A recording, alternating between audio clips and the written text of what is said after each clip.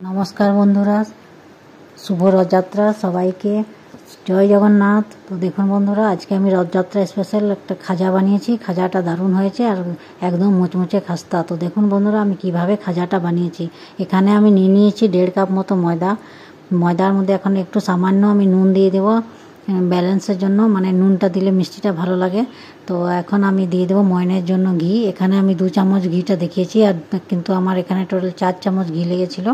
তো 2 চামচটা ঘিটা আমার দেখানো হয়নি। তো দেখুন বন্ধুরা, এইভাবে ময়নটা দিয়েছি, আর এইভাবে যেমন মুঠো বাঁধানো যায় এই হিসাবে দিবেন। আর একটু একটু করে জল দিবেন, আর জল দিয়ে একটা শক্ত মানে হার্ড ডো বানাবেন, মানে নরম ডো বানাবেন না। নরম ডো বানালে কিন্তু খাজাটা ভালো হবে না। তো দেখুন বন্ধুরা, আমার ডোটা রেডি হয়ে গেছে, কত সুন্দর। তো এখন আমি এটা একটু রেস্টে রেখে দেবো আর রসটা বানিয়ে নেব। রসটার জন্য আমি এখানে 1.5 কাপ ময়দা নিয়েছিলাম, তো 1.5 কাপ চিনি দিব আর 1 কাপ জল দিব আর 2টো এলাচ। এখন আমি রসটা বসিয়ে দেব, গ্যাসটা জ্বালিয়ে রসটা ফুটতে দেবো। রসটা ফুটে গেলে এখানে আমি 2 চামচ মতো লেবুর রস দিয়েছি। লেবুর রস দিলে চিনিটা বসে যাবে না। তো এইভাবে আমি রসটা বানিয়ে নেব। রসটা দেখুন বন্ধুরা, আমার হয়ে আসলো। তো রসটা যেমন একতারের একটা চাশনি হয়, এইভাবে দেখে নেবেন। এই যখন একতার হয় তখন এটা নামিয়ে নেবেন, আর রসটা পুরো ঠান্ডা করে নেবেন।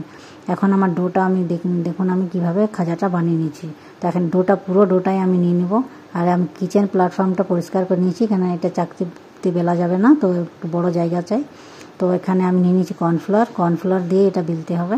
তো এটাকে আমি বড় করে ভালোভাবে বেলে নেব। একটাই ডোয়ে আমি একটাই বেলবো। তো বেলে এটা পুরো ভালোভাবে পাতলা করে বেলে নেব। আর বেলে এখন যতটা পাতলা করতে পারেন অতটা পাতলা করে বেলে নেবেন। তারপরে এটা আমি 4 সাইড থেকে একটু একটু করে কেটে নেব, যেন ভালোভাবে স্কোয়ার শেপে কাটা হয়ে যায়। তো দেখুন বন্ধুরা, আমার কাটা হয়ে গেল। এখন আমি এটাকে আরেকটু বেলে নেব, আর তারপরে আমি এখানে উপর থেকে কর্নফ্লাওয়ার ছড়িয়ে দেবো। কর্নফ্লাওয়ারটা ভালোভাবে চারদিকে যেমন ছড়ানো হয়ে যায়, মানে ভালোভাবে মাখিয়ে দেবেন এইভাবে। তারপরে এটা আমি একটা রোল বানিয়ে নেব। দেখুন বন্ধুরা, রোলটা আমার এইভাবে বানাবো।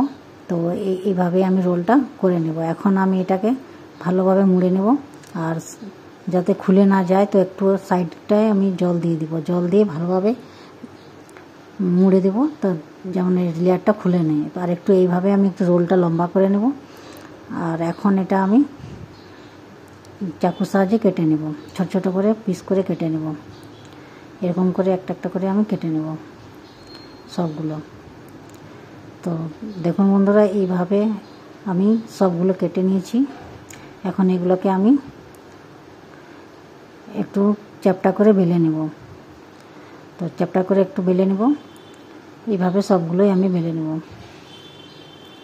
দেখুন বন্ধুরা, আমি এইভাবে সবগুলো বেলা হয়ে গেল। তো সবগুলোই আমি বেলে নিয়েছি। এখন আমি তেল গরম করতে দিয়ে দেবো। ফ্রাইং প্যানে এটা বানিয়েছি, আবার কড়াইও বানাতে পারেন। ফ্রাইং প্যানে অনেকগুলো একসাথে বানানো যায়।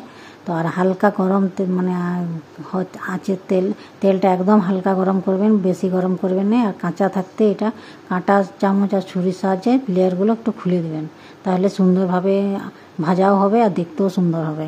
তো দেখুন বন্ধুরা, এইভাবে ভিডিও যদি আপনাদের ভালো লাগে তো প্লিজ আমার পেজটাকে লাইক করবেন, ফলো করবেন, আর আমার চ্যানেলটাকে সাবস্ক্রাইব করবেন। তো দেখুন বন্ধুরা, এইভাবে আমি সবগুলো খুলে দিচ্ছি। খুলে দেওয়ার পরে আমি এটা হালকা আঁচে ধীরে ধীরে ভেজে নেব, উলট পালট করে ভেজে নেব। এইভাবেই আমি সব খাজাগুলো ভেজে নেব।